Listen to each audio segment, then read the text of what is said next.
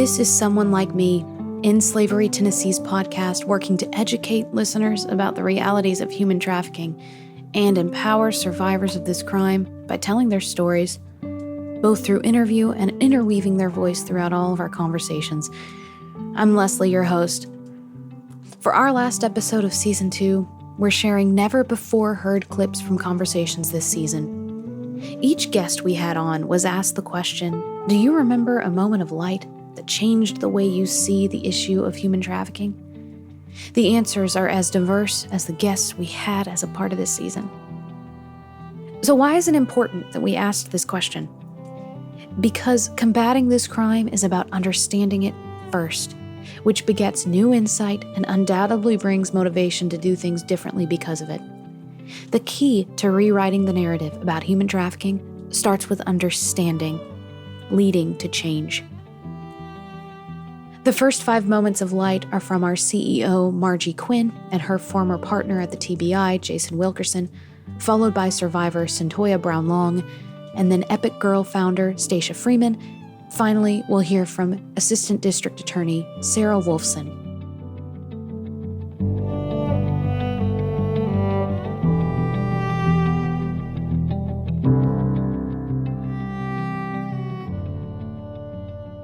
I talk so much about that singular moment where she says, someone like me. And it really did. Like, if you have to pin me down and say what one thing changed it all for you, it was that. It was that one singular statement by her.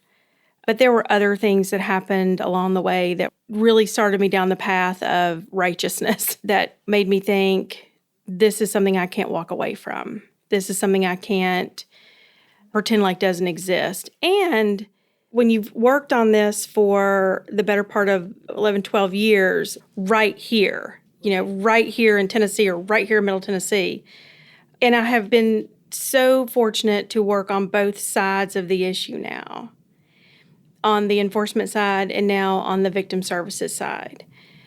I talked about what that chief said to me, and I have repeated that hundreds of times. So clearly it made a tremendous impact on me when he said, back in the day, we used to just call that whoring. And it was like a knife to the heart. Partly because back in the day, maybe that's what I would have called it too. I'm not letting myself off the hook here. There has to be an evolution of feeling and thought for all of us around a lot of different issues. And when I would go out and talk to law enforcement and talk to them about the way these juveniles act, the way they come across, the affect that they have or lack thereof, it really took working in this a long time to think, what? If I had happen to me, the things that they have had happen to them, I would act that way too. And so I think it's been around the issue of the juveniles that I have really, it was an eye-opening. When you're watching a forensic interview of a 6-year-old or a juvenile walks into your undercover operation because she's been delivered to you for $500 and she looks really young and she's an endangered runaway from out of state. Those are all, I think, really singular moments that flash through my head when I think about my own personal thought evolution about the issue of trafficking. You talk about a knife to the heart. When I think about, I had a case where I had to go interview a woman who was in jail. She'd been arrested for prostitution.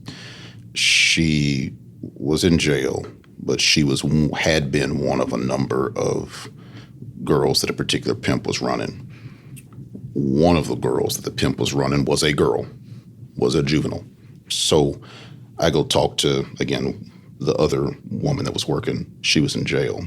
They get her out of the cell, and they put her off in this little side room where we go interview.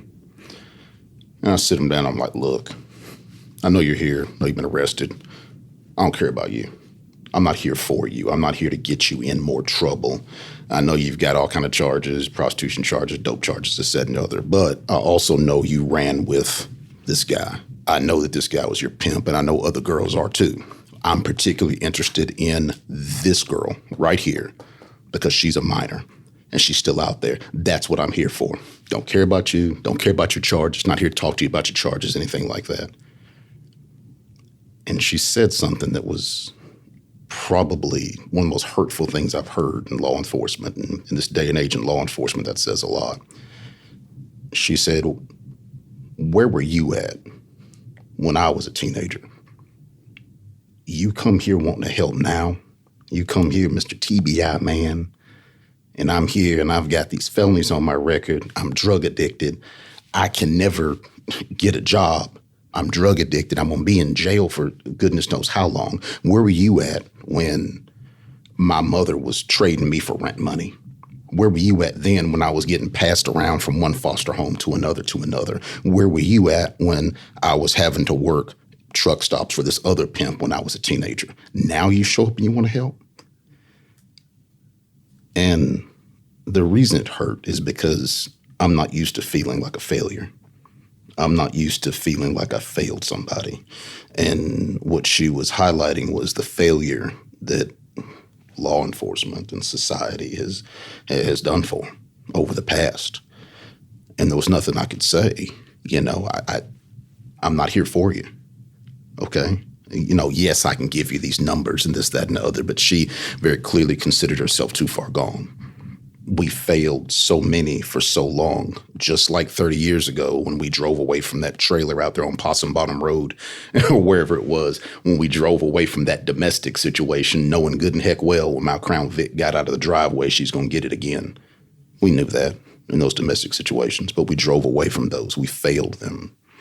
And for so long, we failed trafficking victims when we just said, oh, great, we go in that hotel where there's a 15-year-old and a trash can full of used condoms. Pick her up and lock her up in juvie. She's a runaway. Don't ask any questions. Go on to the next one. That was a failure. And that's what that was. She reminded me of that failure. We're healing. We're all in the process of healing from those failures. And we are healing from those failures. And we're making those moments. And we're telling those moments here so that other people can say, I want to be part of the solution to a system that failed. We're not going to do that anymore. Right. So thank you. The vulnerability is perfect. And that's what drives me to go out and get the next one, to make sure that, hey, I don't ever want to be in a situation where someone says, hey, no one was there for me. I remember the moment, and it really had to do with, I asked God all this time ago to set me free, and I tell the world about him, but I really thought he wasn't listening, but he was just like, hold on, I got it. I'm going to do it in a way that not only can you see freedom, but you can help bring freedom to so many other people. And it was like, wow, there was a purpose in this all along. He knew what he was doing all along, because now I'm walking out of prison with the opportunity to really just take everything that had happened to me and help it to bring freedom to other girls. Because I believe all human life has value, and that our life is about giving away our life for the sake of other people. I think that's the whole purpose of the reason that we're here. And I'm grateful for everyone that poured into me, and as a responsibility to them in appreciation for their belief and empowerment in my life, I want to pay that forward. So I think it's constantly going back to, I'm so patient with teenagers because I was a terrible teenager. And I really can relate to, I wanted to run away. My family moved when I was in 9th grade, and I cooked it up. I figured out how I was going to run away. I just remember feeling very alone, being in a new place, in a new state. And I had adults that showed up for me in that space and really saved me. So I'm grateful, and that made me always want to do something in this realm for other girls so that they can find their voice, so that they too can pay it forward. For me, this has actually been a really interesting career development, because in law school, I was actually very interested in human trafficking legislation. A lot of things were changing regarding especially Backpage and the access to those kinds of websites while I was in law school. And I was really privileged to have a professor who actually taught a human trafficking class in law school. So that was my first moment. And one of the things that I studied with her was that intersectionality between culpability and victimhood in trafficking. Many of these survivors have been trafficked themselves, but then at some point become what we would call a bottom girl for their trafficker and end up maybe trafficking others. So I think the moment for me was recognizing, in my legal career that I could face times where culpability really wasn't clear. And trafficking is one of those things. And then as I started actually practicing, it became abundantly clear to me that trafficking is not what I thought it was. It's not an issue that's happening abroad. It's happening right here and in so many different ways.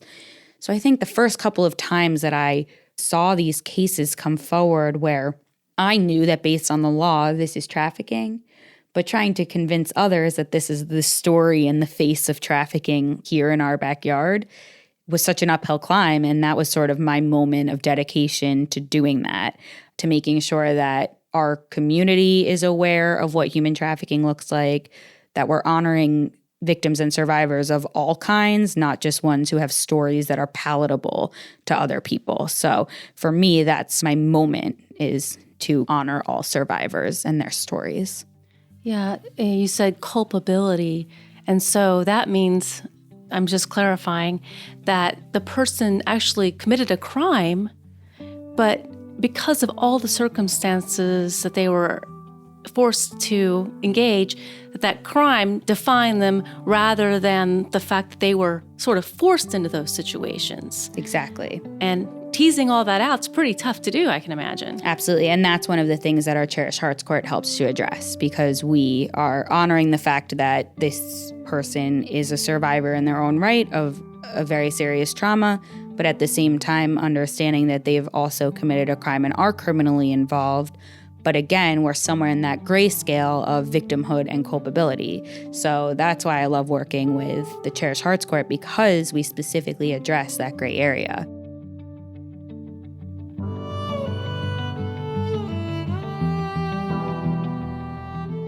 When hearing about the reality of human trafficking, not the sensationalized version that so often gets presented on social media, in movies, music, television, and even the news, it can send shockwaves, and it often inspires action. The more someone learns about this complex issue, the more they may wonder about exactly what is the best way to help. The next few moments of light suggest frameworks for consideration, starting with our Director of Survivor Care, Kelsey Mize, Brentwood Detective Adrian Breedlove, Branded Collective's Lauren Carpenter, and workers from Bethany Christian Services Foster Care Program.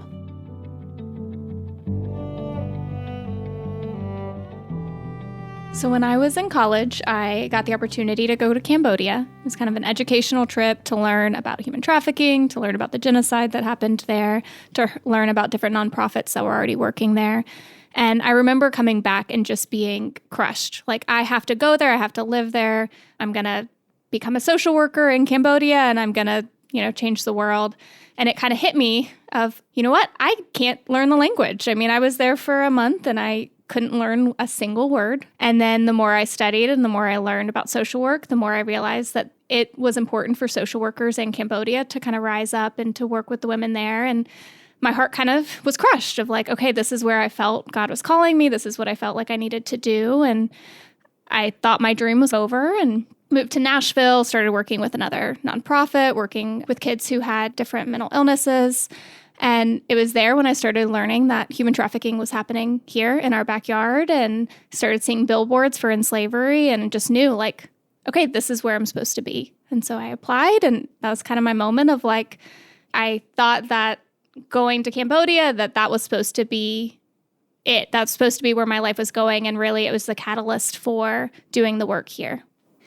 There is an idea that goes around in some circles that I've been a part of at Belmont University, talking about some of these mission trips and being responsible when we go into other cultures.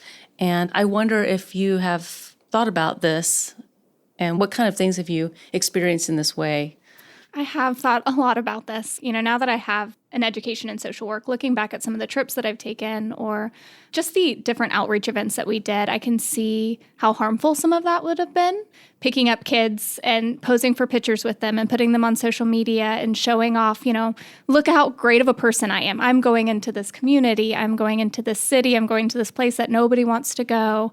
And look what I'm doing. Or taking pictures of people in their homes, which, at the time I'm like, I want to show people this poverty and this despair that they're living in. But yet I'm advertising their home as like, look how bad this is. Like, this is the place that they live every single day. And I'm advertising their trauma and their experiences without any context, without any permission, without any say from them, without them getting to speak their story or say how they feel or how they're experiencing. And just learning of the different trauma that we could have caused through the attachment of constantly coming into contact with these kids at these orphanages or kids camps where you're coming into contact for a short period of time, building these strong relationships and then leaving, and how harmful that could be for them of not being able to build these long-lasting relationships or constantly feeling like they have to act a certain way or present in a certain way to get attention from this middle-aged white woman who's coming in and showering them with gifts or other prizes for a picture.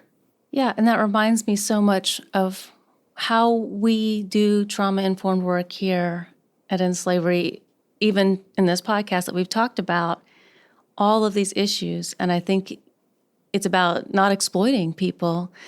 And it seems pretty poignant, when you think about that picture of your youth and when you were doing this and you weren't aware. But now it's so beautiful how you have made that learning and that growth part of what you do at End Slavery Tennessee. And we're still teaching people that same thing. You don't have to go to Cambodia to do that same dynamic. That happens right here. People want to come and think about how great they are when they support this cause. And I think we've talked about it, that the heart is correct. But you really have to build the relationship, take the time and dig in deep to really make a difference.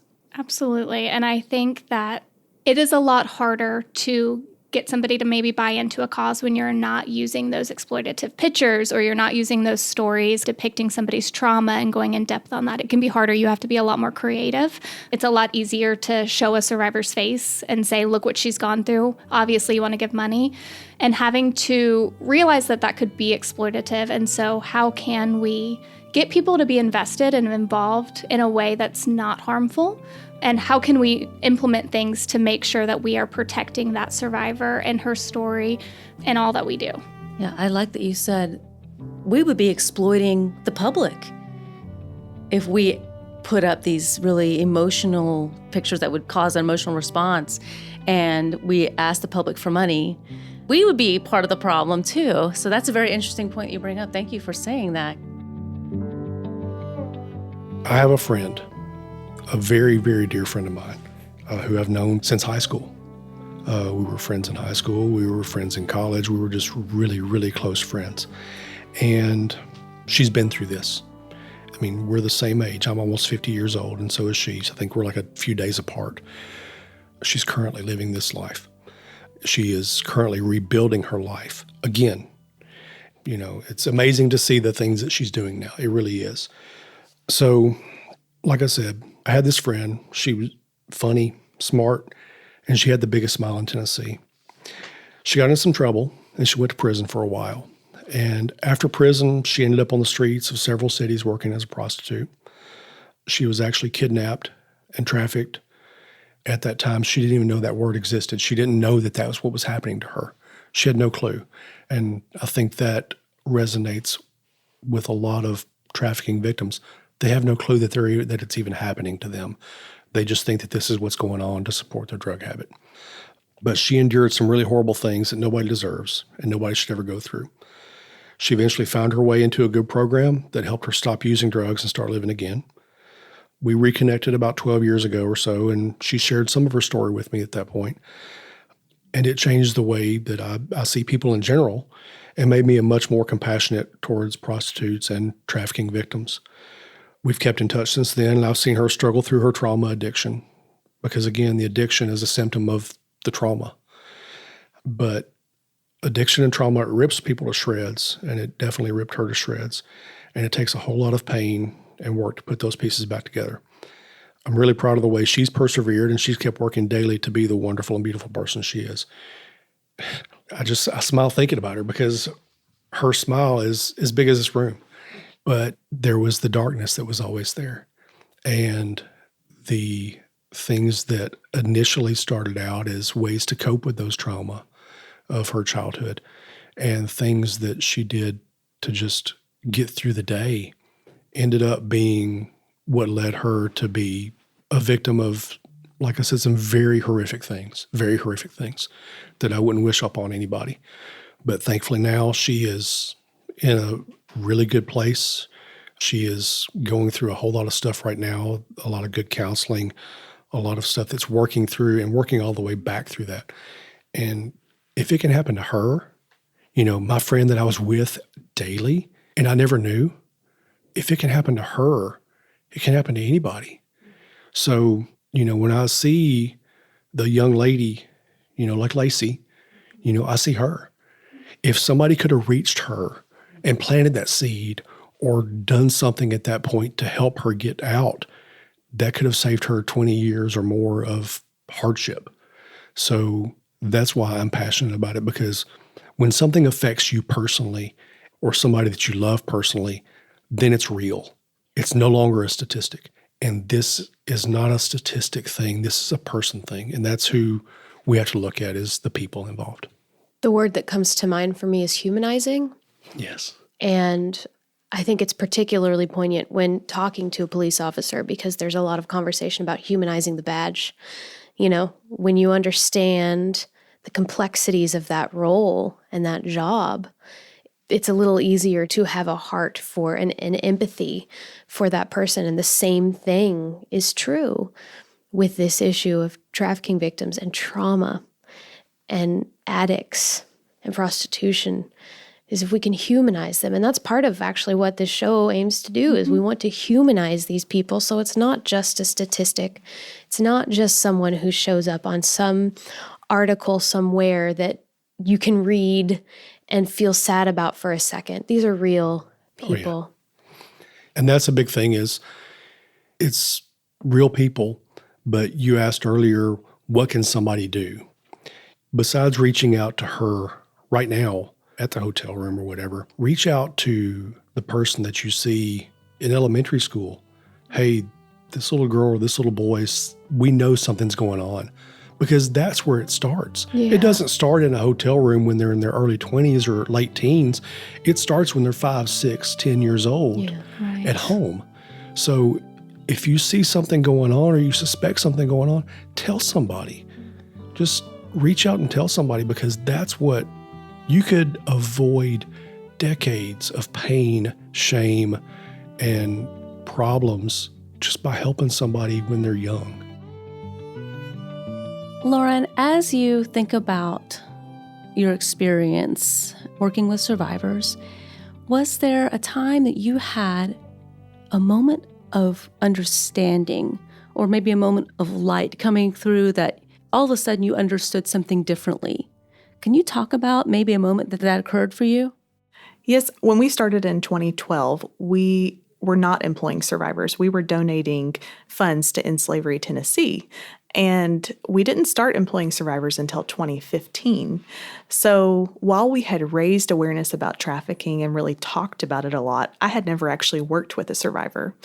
And I think that light bulb moment for me was going into the End Slavery Tennessee office and sitting down with 2 survivors on the floor of the End Slavery Tennessee office on the old carpet, and with our hammer and our stamping pads, and really just working together and learning about them personally and learning about where they were. And I think I was very naive before I met a survivor in thinking that perhaps once they're rescued, they're ready to move on and move forward in their lives. And I think it's much more complex than that. It's a lot harder for them to move forward without kind of being pulled back into the ways that they've come from, which for many of us, it makes sense when you think about it. But I think I was just under this impression that, this is such a terrible thing they'd want to escape from. But it's so much more complex than that. Yeah, people do have the perception of that when it's rescue, it's done. Yay. just Everybody the beginning. celebrates. It absolutely is just the beginning. Probably about 5 or 6 years ago in grad school and kind of figuring out what I wanted to do with my life. And I had heard a talk. There's an organization, America's Kids Belong. I don't know if you know Tennessee Kids Belong, and America's Kids Belong is like the umbrella. And I heard a talk from the founders, and they help kids in foster care and adopt kids who are ready for adoption, and work together with churches and businesses and creatives to promote that. So I heard them speak at an event, and then I actually got to meet them in person like 6 months later. They had been foster parents themselves, and just hearing their heart for children was honestly just really inspiring for me. That honestly kind of sparked the idea to want to get involved with foster care, whether that's, eventually becoming a foster parent, working for a foster care agency, or actually a few years ago, I had the opportunity to mentor a girl in foster care for about 1.5 years, which was really awesome. So I would say that was my moment. And my sister and brother-in-law are actually foster parents, down in Florida. So that's really inspiring too. I get to see it, firsthand, and they do a great job at that. Of course, it's challenging, but they love it. I found my passion while I was taking my social work courses. I started to understand more about who I was and how it aligned just with social work values and the work you can do as a social worker. So, for example, just the inherent dignity and worth that each human being has, the importance of human relationships, looking at things through a strengths perspective. What can we build upon that people already have? How can we help give them like a hand up instead of a handout sort of thing? And I just really identified with all those things, like the positive outlook on life, helping people, connecting with people. And I've always been attracted to like the nitty-gritty, like the darker places of this world where people need help. And I truly think that foster care, the system, broken families, and things like that is probably one of the darkest parts of our world. So I think I just had a heart and a passion for it that I just really discovered throughout college. I love that. That's great. I love Mother Teresa. She's just my favorite. Ever since I was young, I was just drawn to her. So funny, I was reading her biography. We have the same birthday. I was like, oh, You do cool. not. And she's Oh, an that is so Enneagram cool. 9 also. Yeah. Did she take the test? Yeah. That's one of the ones that they say she could. Yeah. But she has that quote that says, if you want to change the world, go home and love your family. And I think being a foster parent, being a parent, is just such a huge responsibility. And it might not feel like you're making a big difference, but I absolutely believe that is where it all starts. So I think it's great that you guys are working in that industry. Finally, it's important to keep learning, keep listening, and as you do this, you'll be inspired. Listen to Nashville's human trafficking court judge, Ana Escobar, followed by Trish, a survivor and advocate, talk about continuing to learn and listen. Well, I've only been working with Cherished Hearts for a year. I've always been very passionate about the prevention of human trafficking. However, I had not met human trafficking survivors. And working with these participants is the most rewarding, heartbreaking, soul-crushing, and happy thing I ever do. And I love it, love it, love it. I went to a conference in DC that taught me a lot about recovery and trauma. Naively, I used to think, you go to treatment, you're done, you're fixed, Not only is recovery such a complicated animal, but also when you work with a human trafficking survivor, it is domestic violence, it's child abuse, it's maybe a rape in there. I mean, there's just so many layers.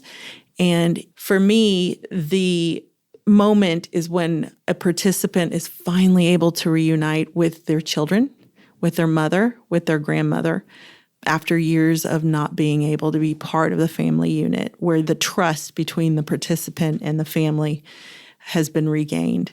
And I think that's when we come to success. And so my hope, and I pray every night for these participants that they may have that moment, and seeing that moment is just a beautiful thing. And that's really what this is all about. Yeah, it's so nice to hear that from you and think about a court system that I have a hard time imagining doing this kind of work, it is ideal in my mind. And I really respect that you're engaged in that. So thank you so much. Well, thank you. I mean, it's been a privilege to work with these ladies. I admire how hard they work. They make me appreciate what I've been given in my life. And I use them as my model because they persevere. They wake up every day and they try their hardest. And if they can do it, so can I. So they really inspire me a lot. And I told y'all I've learned a lot in 1 year, and I hope that I can continue doing this job and keep learning, because I don't think we'll ever know everything, right? And that's what I truly love about this job. Once I experienced recovery for myself, I want it for everybody, because it's so hurtful when you're lost and alone in a world of drugs and addiction and trafficking and prostitution and abandonment and low self-esteem. It makes sense that I would do that with my children that I've adopted and with any survivor that's trying to change their life. Please let me share this information with you. Like, this works.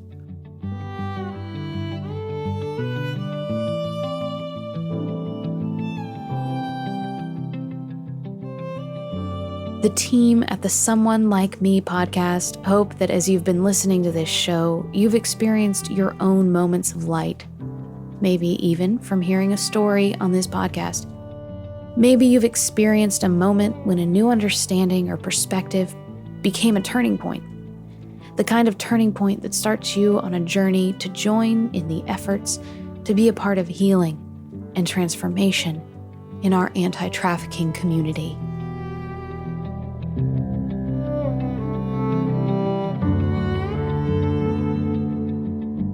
Be sure to stay up to date with everything In Slavery Tennessee is doing, including the annual gala this fall to be held at the Loveless Barn in Nashville, Tennessee. You can see all upcoming events at inslaverytn.org. In Slavery Tennessee thanks the Jones Legacy Group for their continued support of Someone Like Me. Our production staff is Gregory Byerline, Stacy Elliott, and Marissa Brunell. Claire Bittigary Curtis is our engineer, and original music is by Zach and Maggie White. I'm Leslie Eiler Thompson. Thank you for listening.